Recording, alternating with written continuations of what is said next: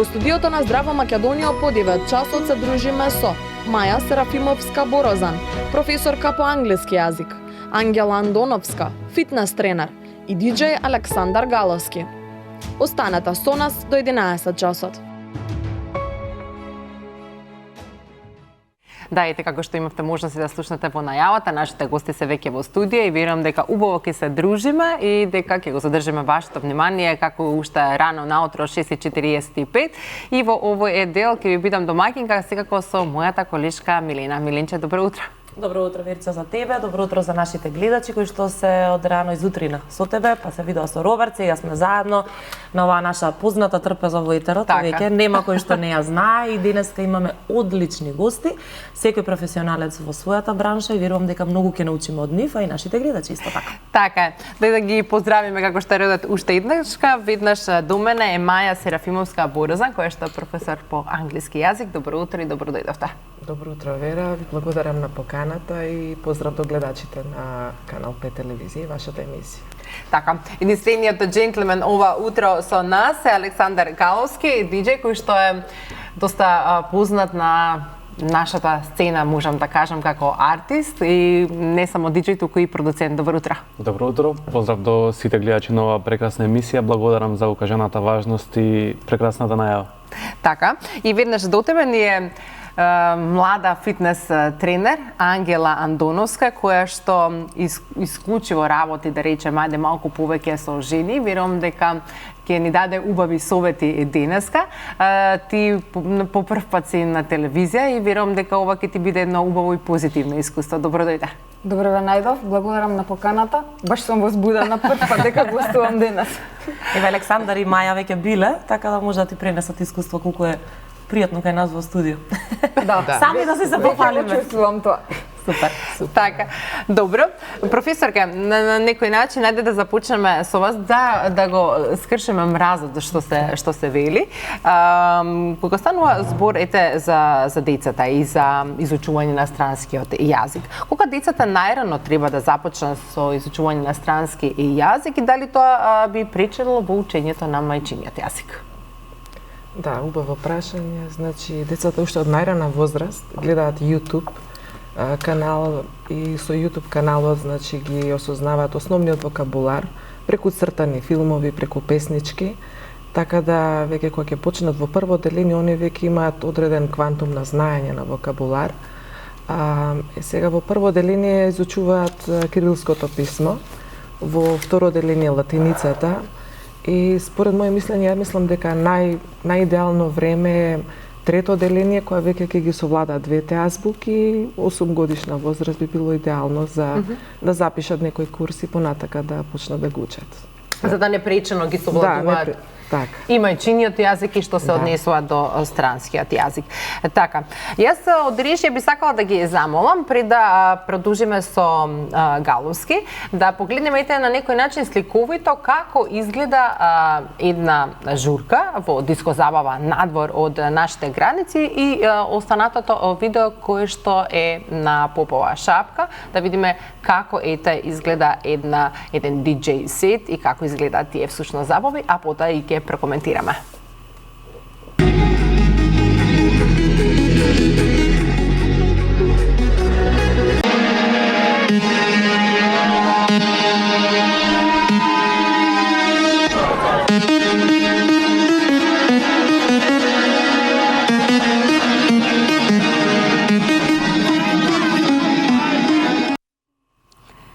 Така, песна.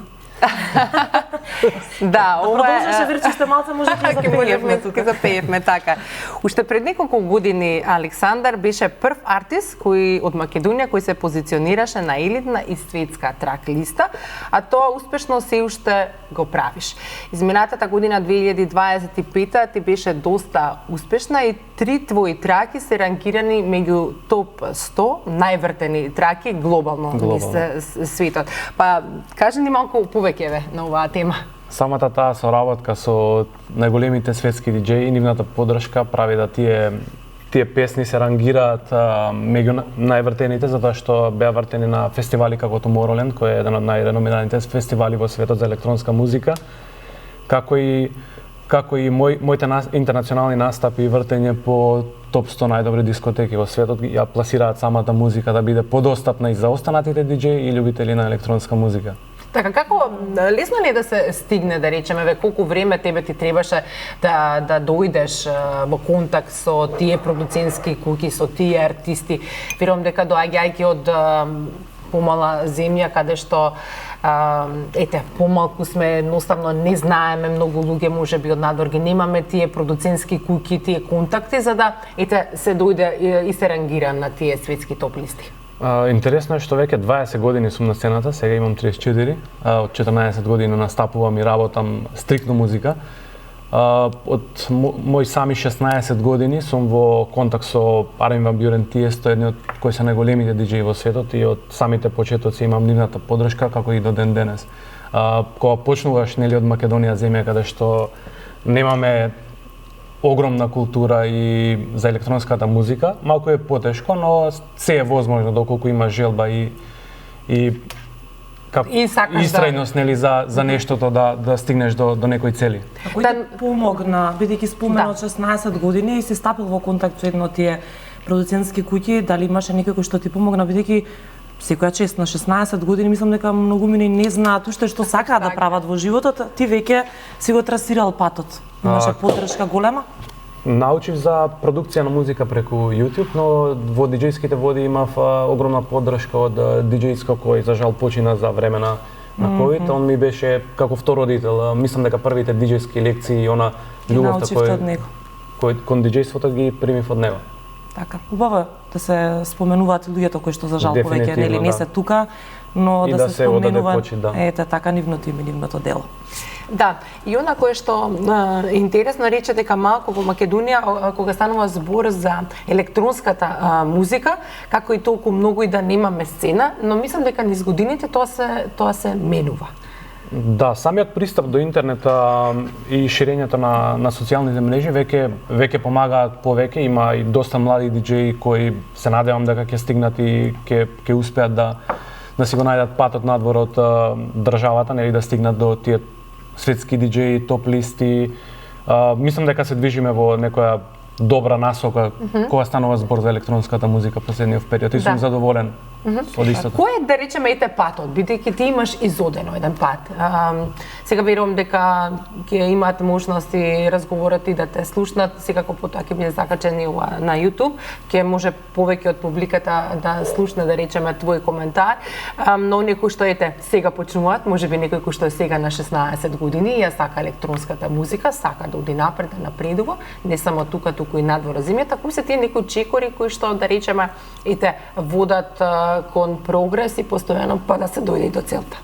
Мислам дека за првото издание во една од најголемите издавачки куќи што го потпишав, беше после 112-тиот пат проба.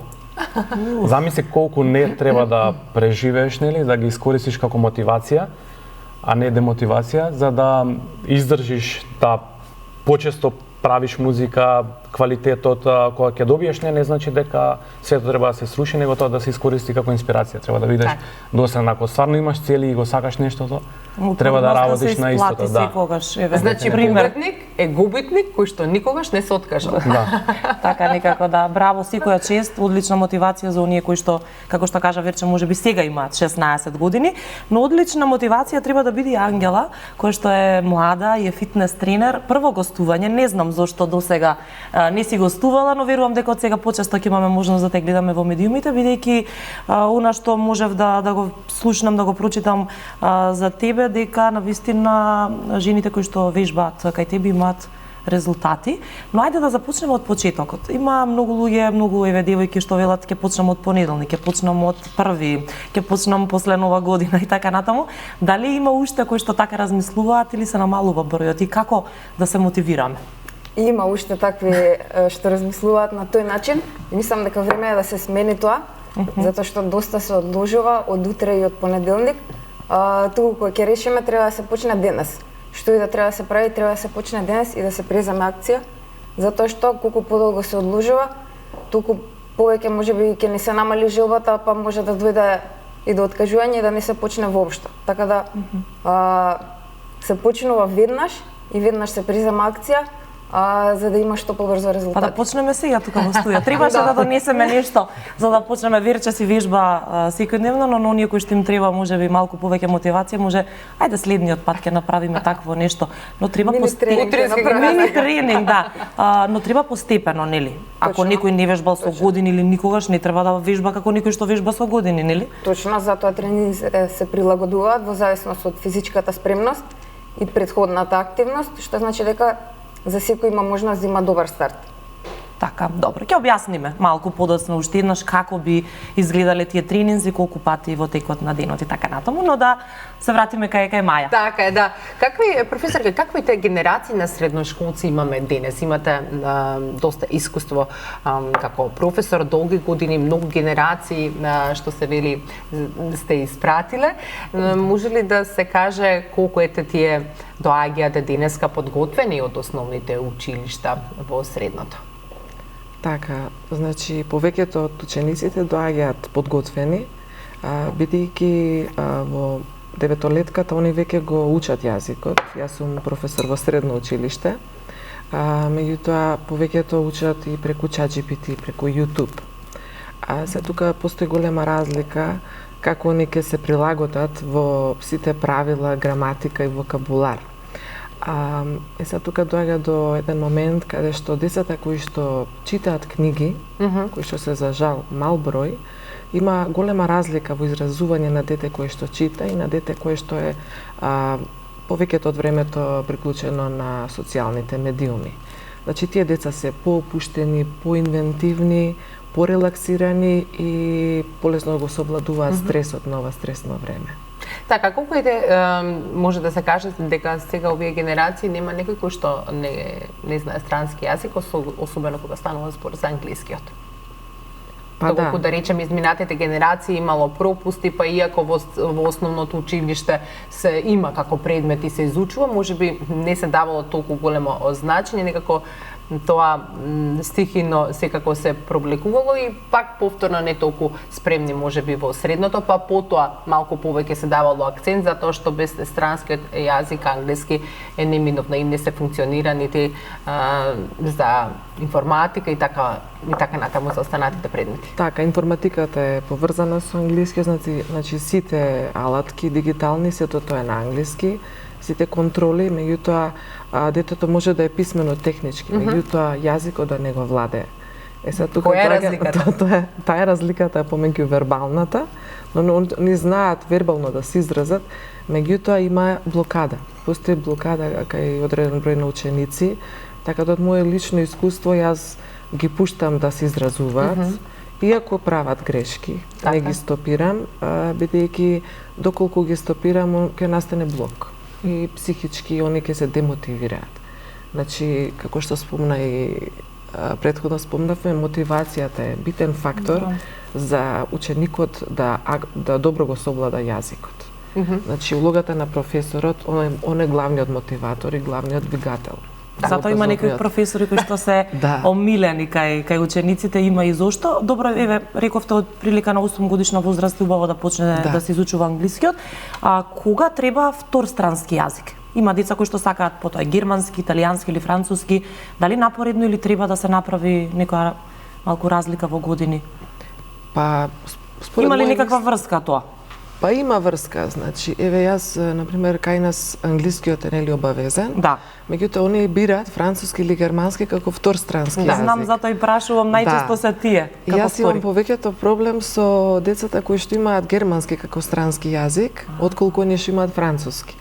Бидејќи при правење на диктати сличен е. Значи англосаксонската група, основата знаеме дека е латинскиот, и они ги мешаат, слични се зборовите и пишуваат германски наместо англиски. А по програма почнуваат од 6 деление како втор странски, го бираат и потоа продолжуваат до студии. Така. Добро, значи во средно образование. Важно има желба за учење странски јазици, да. Имаше. Така неминовно. Колку е тогаш вашата важна улога како професор во изучувањето на странскиот јазик, за да ги потикнете на некој начин учениците? Па, претходно спомнав дека мотивирачката улога на професорот е многу битна. професорот насочува, значи охрабрува, ги води учениците. И сега јас имам еден мој модус, значи како полесно да го совладаат вокабуларот и граматиката, правам корелација со латинскиот јазик. Бидејќи англосаксонскиот, значи основата е латинскиот, и тие ученици кои што исто го изучуваат латинскиот јазик, полесно го совладуваат англискиот јазик и вокабуларот и граматиката. Така. Тој е мој модус. Да. Има ли, да речеме, што се вели, убрзан курс за да се совлада еден странски јазик? Па има, постојат убрзани курсеви, значи има и во Центарот за странски јазици, исто во школите приватни, исто може разни апликации имаме на YouTube, може да се спуштат.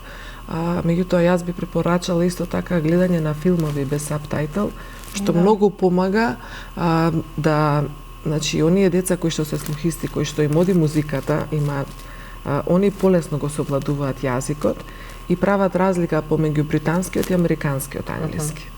Навистина ли е така, Александар, бидејќи ти си по музиката? Дефинитивно мора познавање на јазик. Така. Јас ги поддржувам сите млади кои сакаат да научат повеќе јазици. Така, бидејќи ти патуваш често без англиски јазик, знаеме сте дека никаде не се функционира веќе. Така да мора да се има познавање. Дефинитивно. Така, колку, Александар, е потребно време да се создаде една песна? Кој е процесот?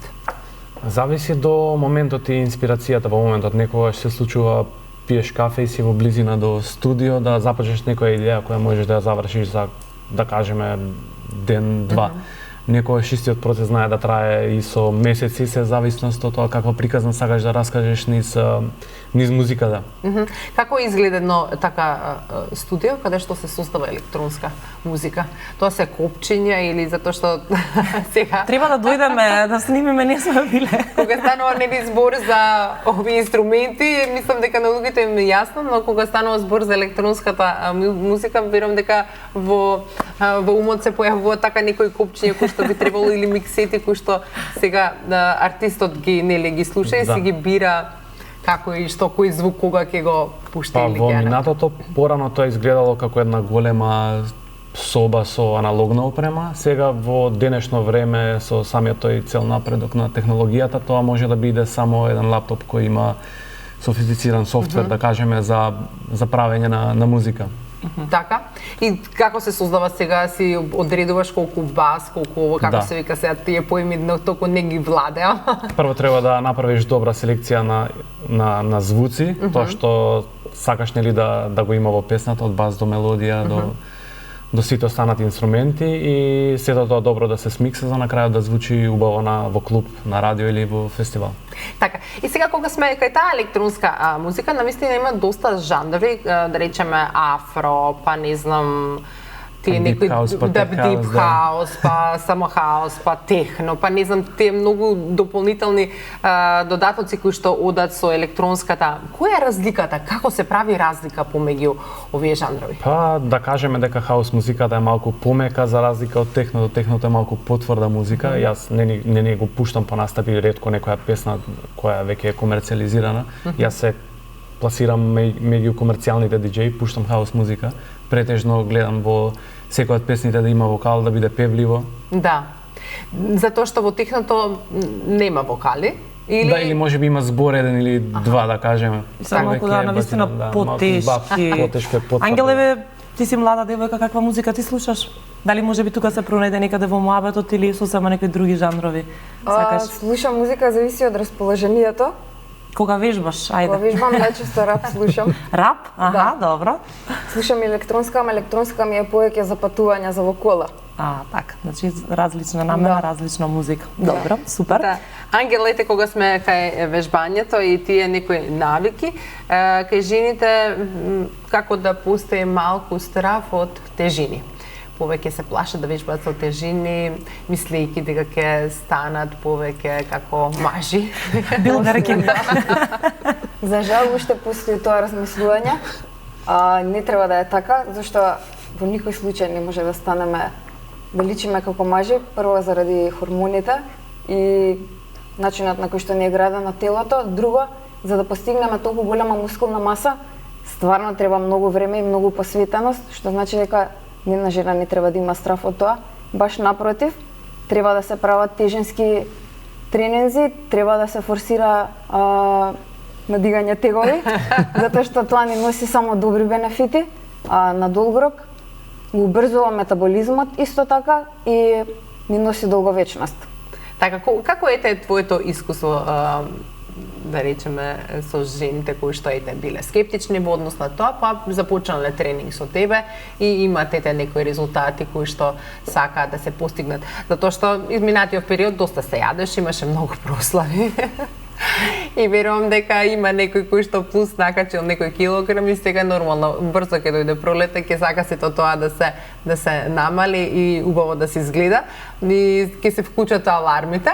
Точно. Сега веќе се вклучени. Сега е време да спремаме форма за во лето.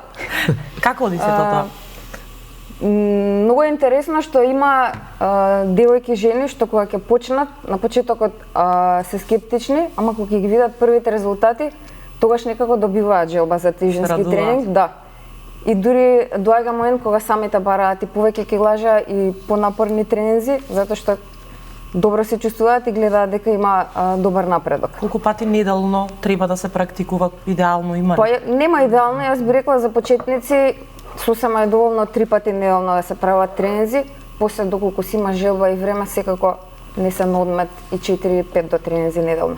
Околу исхраната, суплементи, дали треба, не треба, некои се двоумат. Како изгледа целто еден пакет? Верувам дека исхраната има многу врска со вежбањето. Точно. Без исхрана нема поента да се вежба. Се е тоа поврзано едно со друго. Многу е важно да се има балансирана исхрана. Јас лично не препорачувам одреден тип на исхрана, особено затоа што сите луѓе сме различни, на сите ни делува различно одреден вид на храна. Затоа е многу важно, тоа го зборам јас и на моите клиенти, да си најдеме што нас ни одговара и што е тоа што нас не прави да се чувствуваме убаво и ни дава повеќе сила и енергија во текот на денот. Затоа се пробува на почеток, истото сум го правила и јас. Сум пробувала различен тип на исхрана, се додека не сум видела што највеќе ми одговара за мене. Тоа го препорачувам и на моите клиенти и кога ќе дојдеме до тој момент да знаеме што ти смета, што ти одговара, е многу полесно за да го одржиме на долг рок. Не се залагам за оние пишани исхрани со одреден број на калории, со грамови, со стрикно во колку часот треба да се јаде, зашто тоа не е одржливо на долг рок. Мојата цел е да се почне со здрава исхрана и да се одржи, односно да стане начин на живот. Многу е полесно ако го сакаш тоа да го правиш и знаеш зашто го јадеш нештото, отколку да го јадеш зашто ти е пишано на лист хартија и треба да бркаш некоја килажа или одреден број. Да, и психички може да те оптерети сето тоа. Точно, и многу да го мислиш повеќе тоа, па леле сгрешив, не го изедов во толку часот, може и контраефект да има веројатно кај некој. И многу е поголема шансата да се откаже некој според таков начин на исхрана, отколку да одиме постепено и да се привикне на тој начин на исхрана, што во секој случај ќе му одговара после одреден период. А ти толку си фина, па толку тоа убаво, спонтано, да му е мерак на човек да вежба со Ангела. Супер, ти благодарам за одговорот. Дали сте имале вие можност да вежбате? Па порано. Имате ли време малку за спорт, релаксација надвор од училницата? Па надвор кога наоѓам за време на викенд, да, пешачење. Пешачење. Да, пешачење, бидејќи нон-стоп сум во движење, из училиште, обврските парат ангажмани така. Да. Александар, дали се наоѓа време со оглед на тоа дека клубската музика и диската каде што пушташ се доцена навечер, наутро, да, начинот на живот. Верувам дека утрата не ти се многу омилени, иако ова утро си со нас. Затоа што немам легната си дојдов директ. Па супер се за директно да ти кажам, одличен. Да. Инаку да, се наоѓа време и многу е убаво кога ќе идеш да извежбаш, посебно за менталното здравје многу пофино. Посебно исто кога идеш на долги турнеи надвор од Македонија, темпото е, значи колку си поспремен, многу подобро ги совладуваш сите тие настапи и патување. Така, значи дополнително дава и тука енергија. Да. Значи треба сепак управа си Ангела. Треба тоа да се стане некој животен стил кој што не треба некако да се ограничуваме, туку баш така да биде да си го сакаме и да го правиме тоа. Александар, дали соработувате со некој од нашите диџеи тука во Македонија и со кои соработуваш надвор? Последна соработка тука со нашите продуценти тука во Македонија имам соработувано. Минатата година сработивме песна за 2 бона. Но конкретно со диџеи како соработка на издание не, но имам соработувано со многу и соработувам со многу помлади диџеи на кои пробувам да им пренесам знаење, она што јас го имам и да им помогнам да успеат и стигнат до нивните цели и желби. Секогаш земам и диџеи од помладата генерација да бидат дел од моите настапи колку што е тоа возможно. Така. Во 2025 настапуваше на многу фестивали надвор од нашата земја. Како ете да речеме, си задоволен како е заокружи 2025 и кои се твоите очекувања за 2026, дали повторно ќе бидеш на овие светски фестивали кои што ете изминатите години си секако дел од нив? Минатата година ми беше една од поуспешните во мојата кариера. Дел од музичките изданија кои ги изработив веќе беа пласирани како број 1 на клубските трендинг листи и беа поддржани од скоро сите најголеми диџејски имиња, како и на фестивали Tomorrowland, Ultra Music, имав настапи надвор од Македонија. Настапував во Јапонија, во Тајланд, годинава веќе имам закажано интернационална турнеја сега на почетокот на пролета. Во март патувам за Кина, Јапонија, идам пак во Тајланд и се враќам тука назад низ Европа. Да. Какво е искуството на кога си надвор? Каква публика е, да речеме, ете таа на тие фестивали каде што одиш и може ли да се направи некоја паралела со нашата публика тука која што имаме во клубовите? Мислам дека секој град, дури и тука во Македонија, има разлика од една до друга публика.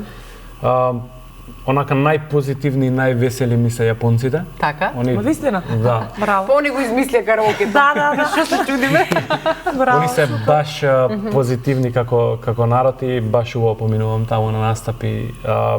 Они обожаваат кога артистот ќе пружи позитивна енергија и назад го добиваш. Видеото што го видовме, Верче, беше од Попова шапка. Навистина, многу убаво. Има ли други места кај нас каде што може во зимските месеци да се забавуваат нашите Настапував граѓани? исто во Маврово, помина одлично настанот. Супер. Да, така да мислам дека Маврово, Попова шапка, така. Супер. Се актуализираат ли тие надвор? Знаеме дека тоа, да речеме, во зимските периоди, особено во таквите центри, постојано се прават некои такви евенти. Се актуализираат, да речеме, ли тоа исто кај нас, да се понуди таква забава?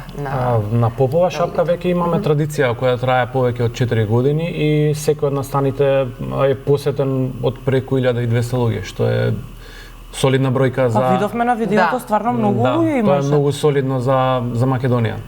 И во кои часови обично се одвиват од 12 од 12 до околу 4-5 додека не стане ладно, да. Додека не стане ладно, не се стени. Добро. Имав едно прашање, Верче, само извини до професорката од ПРСК, некако ми провејува низ глава, бидејќи често кога имаме професори во студио, кога зборуваме за образованието некогаш и сега, некој од вашите колеги, без разлика што предаваат, некако стравуваат за овие генерации, како ги совладуваат материјалите, дали учат и ќе научат нешто како што тоа било порано. Кој е вашиот став?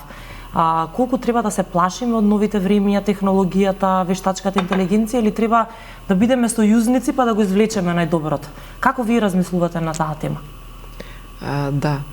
Значи, точно е, сега е дигитална ера и учениците повеќето се, значи, сите извори, сите проекти што им ги даваме. Не можеме да забраниме целосно. Да, не може да се забрани интернетот. Меѓутоа он треба да ни користи нам, а не ние да сме поврзани со него нон-стоп. Така да тука можам да посочам дека јас сум сојузник и треба да ги следиме трендовите. Еве сега и во сликите ќе видите имаме обуки за професорите како да ги ние применуваме дигиталните алатки. Веќе во училниците имаме смарт табли, значи се користи дигиталната технологија, алатките ни користат за време на настава. И многу е полесно од како порано што беше со креда, се пишува на креда, па маркер.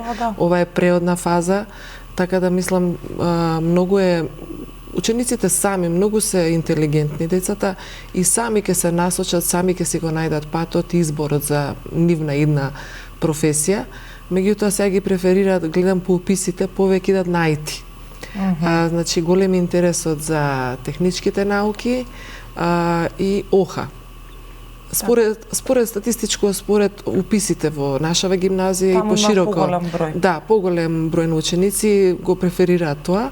Меѓутоа потоа може на пример да иде средно стручно, па на факултет да се преориентира детето. Дека еден е менталниот склоп на 15 години, они избираат едно подрачје. Меѓутоа во трета година веќе тие 2 години тоа е фактички вториот степен на адолесценција, каде што они созреваат и се пренасочуваат самите. Би препорачала родителите сами да ги остават децата, бидејќи повеќето од родителите сакаат да ги усмерат, тоа е се добронамерно. Еве од моје лично искуство ќе кажам дека моите деца им давам слобода сами да изберат професијата, така да во трета година ќе изберат што сакаат, а на факултет може сосем 10 да изберат. Дека друг е менталниот склоп на 15, на 17 и на 19 години кога они го пишуваат факултетот и ја бираат идната професија. Така, или па како никој како Александар, кој што од мал се знал што се сака да се Тие што се имаат таленти од мали веќе е друга работа. Он е редок случај успешен и го поздравувам. Така, да. Александар, може ли че би ти да направи некоја електронска музика? Па мислам дека сега има се користи софтверот, мислам се вика платформата Suno и веќе поголем дел од музичарите ја користат за креирање на музика, да. Видиш Миленчова. Да, но веројатно вие што си го разбирате тоа можете да направите нели разлика, дистинкција што е во што има вложено нели човечка душа, а што не, така да, но што помага. Да, но сигурно помага во некои моменти, затоа велам не треба отпор одма да се дава, нели? Треба се користи како алатка. Јас сум за користење на интернетот за помош и за инспирација. Тоа е една отворена библиотека од која може само да научиме во зависност како се користи. Да, во зависност како се користи. А може ли некој место нас да вежба, Верче? Не, па тоа. Ајде, Ангела, да ни кажеш. Може ли GPT место нас да да седам јас тука, а мускулите тука имаме проблем. Може да ги почекаме уште некоја година нешто такво да се измисли. Сега за сега мора сами да одиме во теретана и малце труд да вложиме. Добро. Нека биде така. А оние советите кои што да речеме може да се најдат на интернет никако може ли да ни дадеш да речеме некој совет како луѓето кои што ете доаѓаат до тие информации, како да речеме можат да знаат кои се правилни, кои не се правилни. Бидејќи навистина има препораки па и за вежбањето, кои вежби да се вежбаат. Треба многу внимателно да се чита и да се истражува изворот на информацијата, зашто сега знаеме дека имаме многу достапни информации, дел од нив се точни, дел од нив не се. Затоа треба многу внимателно и да не потпаѓаме под влијание на Инстаграм совети или разни TikTok рилови што излагаат. Сепак се знае основата на вежбањето и треба да се следат основните вежби и основниот начин на одржување на тренингот. Така, затоа што нели сега секој си може да си размислете, има доволно информации, нели сега технологијата, не ми треба личен тренер, што ќе прашувам некој, па и тие од каде научиле, нели во набудници, и они сигурно прочитале исто како што и јас сега читам. Доволно сум си паметен, ќе си направам јас своја програма, но верувам дека не е така, затоа што она кое што вие го давате како професионалци препораки, има тука фази кои што треба да се запазат, тука се загревањето и сите она за да не дојде и до повреда, нешто што да речеме кога не ти е професија, не треба да се правиш професионалец, туку да си прашаш професионалец да тоа го направиш онака како што треба. Точно, особено ако сакаме да постигнеме некоја цел, предност е да се вежба со фитнес тренер, затоа што програмите и начинот на исхрана е персонализирано и е составен конкретно за клиентот и според неговите цели. И затоа многу побрзо ќе има така резултати отколку сам да истражува и да се сам впушта и да следиме трендови или на некого ова му одговарало па ќе пробам јас. Во тој случај може подолго да се лута и малку да се одолговлечат резултатите. А не да може некоја повреда да се заработи. Да. Така, тука за жал ќе мора да направиме една кратка пауза. Вие секако останете на Канал 5, освежете се и вие со некој епилог и по рекламите се враќаме во студио.